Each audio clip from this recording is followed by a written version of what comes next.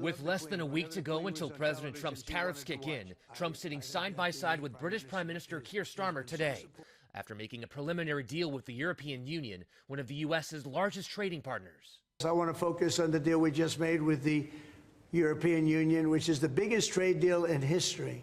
It's the biggest deal, I think, in history, not just trade deal. Trump's Treasury Secretary Scott Bessent arriving this morning in Sweden ahead of crucial trade negotiations with the world's second biggest economy, China.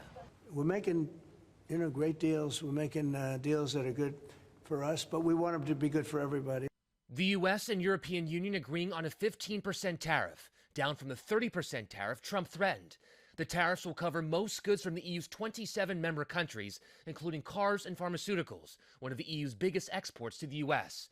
European Commission President Ursula von der Leyen says the deal will bring stability.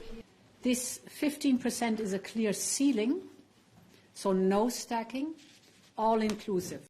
It's not clear if European wine and alcohol will be tariffed. Some European leaders today blasting the deal. Spain's Prime Minister says he supports the trade agreement, but without any enthusiasm. The Prime Minister of France says Europe has submitted to the United States.